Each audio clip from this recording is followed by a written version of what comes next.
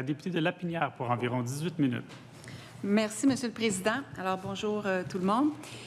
Moi, je vais être plus axée sur la section C du budget, puisque c'est plus dans mes cordes, avec les dossiers pour lesquels je suis porte-parole.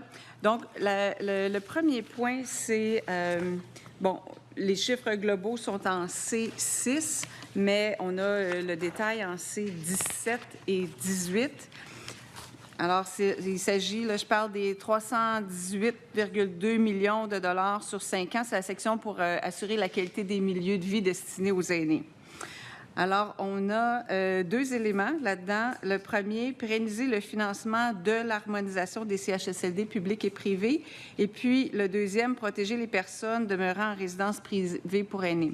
Ce que je crois comprendre de protéger les personnes demeurant en résidence privée pour aînés, c'est essentiellement le programme pour les gicleurs dans les... Et les assurances. On ne donne pas les montants du programme pour les assurances pour des raisons de compétitivité. Mais on aide les résidences pour aînés à s'assurer. OK, je croyais, parce qu'en C18, pour le PARPA, là, le programme d'aide financière pour réduire l'impact des hausses de primes d'assurance, effectivement, ce n'était pas indiqué parce qu'on nous dit que c'est dans la note, ça dit que c'est à même les disponibilités budgétaires du ministère de la Santé et des Services sociaux.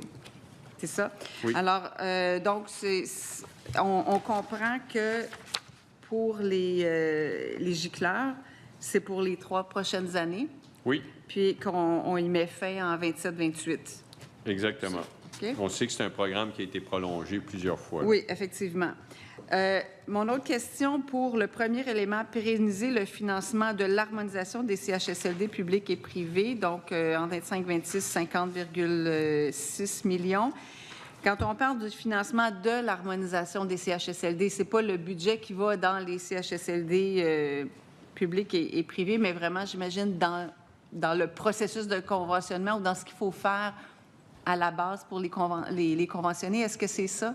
Oui, il y a de l'argent pour les conventionnements. C'est ça. Ça ne comprend pas ensuite les achats de places ou les budgets, parce qu'il y a 3 volets de financement pour les CHSLD privés conventionnés. Donc, c'est pas inclus là-dedans parce que c'est juste 50 millions, puis au nombre qu'il y a... C'est la transition, là. C'est lorsqu'un CHSLD est privé puis qu'on veut le conventionner, soit en le rendant conventionné privé ou public. Parfait, c'est beau. Ensuite, j'irai à la page C14. Rehausser le soutien à l'hébergement. Au deuxième paragraphe, on dit dans le cadre du budget 25-26, une somme de 175 millions de dollars est donc prévue sur 5 ans pour rehausser le soutien à l'hébergement des personnes ayant une déficience intellectuelle ou physique, des personnes ayant un trouble du spectre de l'autisme ou un trouble en santé mentale, des jeunes quittant les centres jeunesse ou des personnes en situation d'itinérance. Alors, 175 millions sur 5 ans, ça revient à 35 millions par année. Et je me demandais, c'est pour rehausser. Est-ce qu'on peut savoir c'est quoi le montant de base ou le montant principal? Puis si le 35 millions par an, c'est le rehaussement? Écoutez, on va faire des recherches. C'est peut-être plus une question pour les crédits du ministre Carman, mais si on est capable de vous trouver la réponse d'ici 4h30, on va vous la donner. D'accord, merci. On va lancer nos lignes vers les cabinets de la santé qui sont peut-être à l'écoute, cabinet ou ministère. Merci, parce que la raison pour laquelle je pose cette question-là, c'est parce que la description des premières personnes, là, le soutien à l'hébergement des personnes ayant une déficience intellectuelle ou physique, des personnes ayant un trouble du spectre de l'autisme ou un trouble en santé mentale, ces 4 clientèles-là, en plus des aînés, sont la clientèle des ressources intermédiaires. Puis je ne trouve pas dans le budget qu'est-ce qui va aux ressources intermédiaires. Non, là, il faudrait aller dans le budget, les livres de dépenses là, de Trésor.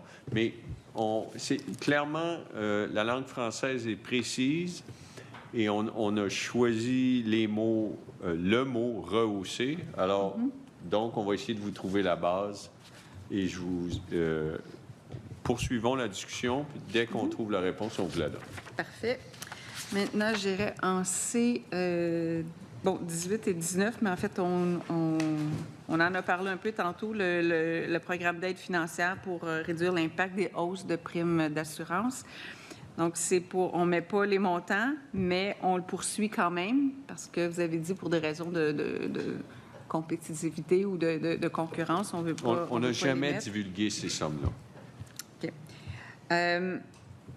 Par contre, on a ce programme d'aide-là, mais à compter du 1er janvier 2027, il y aura l'harmonisation des taxes d'assurance et la TVQ.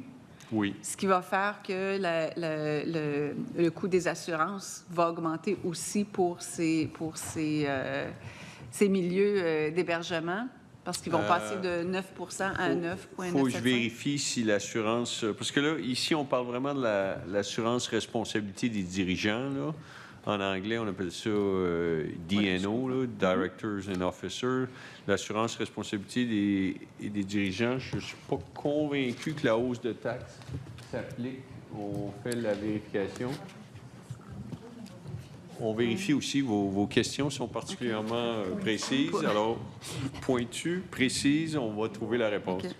Et c'est une hausse de 9 à 9,975. Si ça s'applique, effectivement, c'est 1 %. C'est ça, parce que dans la note de bas de page, en C19, ça dit que les primes d'assurance admissibles se rapportent à l'assurance des biens, à l'assurance de responsabilité civile, générale ou professionnelle, ainsi qu'à l'assurance de responsabilité civile des administrateurs et dirigeants dans le cadre des fonctions des entités admissibles. Donc ça, la dernière, c'est celle à laquelle vous faisiez référence. J'aurais l'impression que ce sera le cas pour l'assurance générale et peut-être pas le cas pour les dirigeants, mais là, je m'avance. Je vais plutôt vous donner la bonne réponse lorsqu'on l'aura. Okay. On a 2 fiscalistes là, qui sont partis sur cette question.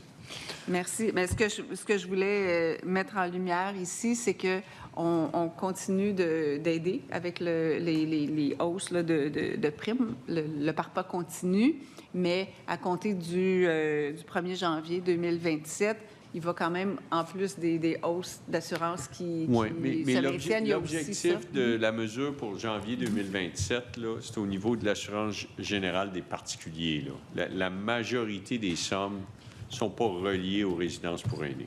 OK, ça, c'est une différence, une distinction importante là, à souligner. C'est l'esprit de la mesure, c'est les assurances générales des particuliers, alors que les assurances vie ou salaire, etc., elles, il n'y a pas de taxe. OK, parce que je sais que cette hausse-là des primes d'assurance, c'est quelque chose qui fait mal depuis quelques années. Surtout l'assurance des dirigeants, dirigeants et administrateurs.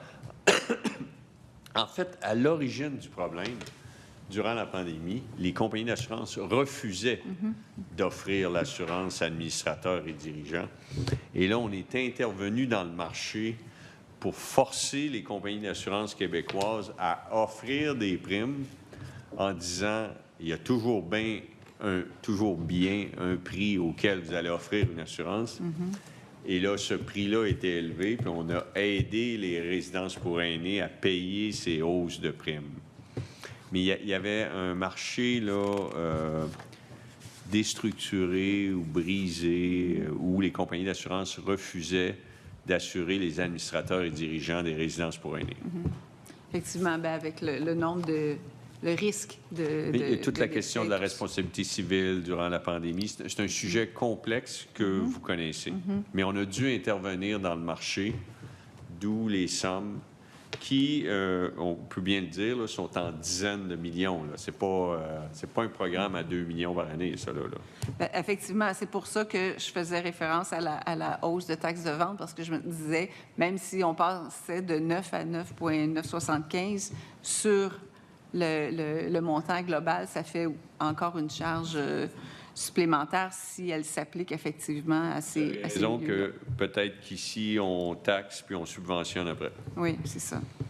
Si la subvention vient aussi, pas seulement la coupure. En C20, pour le programme de transition salariale pour le personnel soignant, alors vous en avez parlé, Monsieur le ministre, un peu plus tôt, que c'était une mesure qui, durant la pandémie, se voulait temporaire, mais le monde a changé entre le pré-pandémie et la pandémie et post-pandémie, où l'inflation fait en sorte que les salaires ne peuvent pas... Bien, c'est très difficile d'abord de baisser un salaire, mais le coût de la vie fait en sorte que si on veut garder les employés, il faut réussir à leur payer un salaire qui est assez... qui leur permet de vivre, en fait. Alors, ce que je vois en C20, c'est que ce programme de transition salariale pour le personnel soignant continuerait jusqu'en 26-27, donc encore 2 ans, mais que 27-28, il n'est plus là. Est-ce que c'est bien? Est-ce que ma lecture est bonne? C'est-à-dire que d'abord, juste clarifier, ce que j'ai dit tout à l'heure, c'était, je faisais référence aux employés du secteur public qui ont reçu des primes pour travailler durant la COVID, qui sont devenus des hausses de salaire permanentes. Alors, je ne référerai pas au programme de transition salariale, mais ça aussi, certainement, puisque ce sont des résidences privées pour aînés, le fait qu'on doive les subventionner durant la pandémie, on aurait pu penser qu'après la pandémie, on arrêterait de les subventionner, et ce n'est pas le cas. Donc, mais pour clarifier, ce n'est pas de ce programme que je parlais. Vous avez raison qu'à partir de 27-28, il n'y a plus de somme, mais ça ne veut pas dire que, par exemple, au budget 26-27 ou au budget 27-28, les sommes ne seront pas provisionnées, mais plus important, c'est le petit paragraphe en haut, là, que les travaux au milieu de l'encadré, les travaux du comité... bon, attendez, là, le comité de travail, on a mis sur pied un comité de travail interministériel co-dirigé par le ministère de la Santé et des Services sociaux, le ministère des Finances, s'est fait confier le mandat d'examiner l'efficacité des programmes existants. Ce qu'on dit, là, c'est que la situation financière des résidences pour aînés privées pour aînés est difficile. Vous le savez, je le sais, on le sait tous. On doit les subventionner. Et puis là, il y a un comité qui se penche là-dessus pour voir si l'aide ne pourrait pas être accordée différemment. L'industrie nous demande un crédit d'impôt pour travailleurs. C'est ce que l'industrie nous demande, un peu comme le crédit d'impôt de l'industrie du jeu vidéo, Monsieur le Président. Qu'on arriverait avec un crédit d'impôt, vous avez un salarié, vous recevez 30 du salaire, etc. C'est ce que l'industrie nous demande. Bon, le comité étudie ces questions. C'est complexe, les résidences privées pour aînés. S'il y avait des solutions faciles, on ne serait pas obligé d'avoir 5 programmes pour les aider. Puis, malgré ces 5 programmes, ils continuent d'avoir des fermetures. Bref, problème complexe pour lequel le comité interministériel travaille. Puis, il n'y a pas de solution simple à des problèmes complexes. D'accord. Alors, donc, ce que je comprends aussi de ce que vous dites, c'est que ce comité interministériel est en train de regarder la proposition de l'industrie sur... c'est une des choses qu'ils regardent, mais oui. ils sont en train de... Je pense que l'industrie serait très déçue si je disais que le comité ne le regarde pas, là, parce qu'on consulte, on écoute. Est-ce que c'est la mesure favorite du ministre des Finances? Je vais attendre que le comité me fasse des recommandations.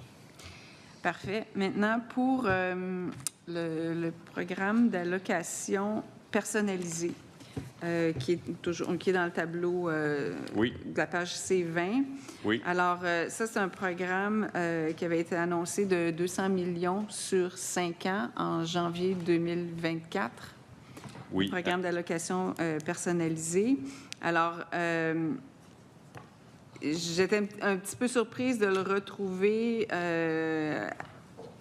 presque tel quel ici, puisque la ministre responsable des aînés, durant l'interpellation qui a été faite le 14 février sur le soutien à domicile, on a parlé de cette allocation et elle disait qu'effectivement, ça ne marchait pas comme elle voulait, comme elle l'espérait, que c'était... ça fonctionnait mieux pour certaines RPA que d'autres. Alors, est-ce que c'est quelque chose qui a été examiné ou que le comité de travail interministériel va examiner dans toute la problématique de de financement des RPA ou d'aide aux RPA. C'est certainement un des éléments sur lesquels le comité se penche. La ministre responsable des aînés suit les travaux du comité avec grande attention. Et puis, c'est certain que si on met 200 millions puis que ça n'a pas les résultats qu'on voudrait que ça aille, bien, c'est notre responsabilité que de voir si on ne pourrait pas faire mieux que ces sommes-là. C'est ça. Parce que l'année passée, il y avait juste 125 personnes qui en bénéficiaient. Puis je pense qu'il y avait comme 3,5 millions qui avaient été engagés de mémoire. Là, donc, c'est pas suffisant. Et c'est pas que l'idée d'aider est pas bonne, mais c'est plus dans la mécanique, comment ça fonctionne et les règles pour pouvoir avoir accès au programme qui semble causer problème, de ce que j'entends de l'industrie, comme vous appelez. Le besoin est là, mais peut-être que, en tout cas, ça peut sûrement faire partie des travaux du comité pour voir si... Oui, ou peut-être demander à la ministre comment évoluer sa vision de ce programme-là. Nous, souvent, aux finances, on provisionne ce nouveau programme, puis après ça, c'est le Trésor qui le suit avec la santé. Mais c'est certain que les citoyens... la situation est difficile dans les résidences pour aînés. Alors, si on prend la peine d'allouer 200 millions pour les aider, bien, la moindre des choses, c'est que l'argent serve à faire ce qu'on veut faire. Puis qu'on s'assure que la performance est au rendez-vous. Merci. Maintenant, en C21, au sujet dans le tableau C.8, pour prioriser la prévention en santé, le premier élément, élargir la vaccination auprès des clientèles vulnérables. Donc, on voit qu'il y a quand même un écart important entre 26-27 et 27-28, parce que bien, déjà 25-26, 26-27, c'est à 71 millions, et ça tombe quand même brutalement à 33,9 millions pour les 3 années suivantes. Qu'est-ce qui explique qu'on pourrait avoir besoin d'un montant qui est juste un peu moins, en fait, de la moitié des sommes qui sont prévues pour... Alors, il nous reste 40 secondes. Ça, là-dedans, il y avait...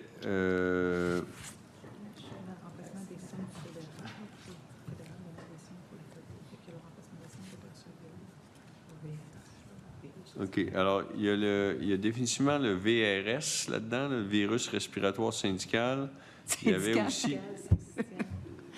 Syncytial. Clairement, je n'ai pas eu le virus syndical. Je ne l'ai pas attrapé. Monsieur le Président, non. Il y a la vaccination pour le Zona qui a été étendue aussi. Mais là, ce qu'on nous dit, c'est que le fédéral se retire de la vaccination sur le COVID. Très bien. Alors, on va chercher pourquoi on a cette baisse en 27-28. Il est possible qu'il faudra simplement rehausser le financement au budget 27-28. Merci.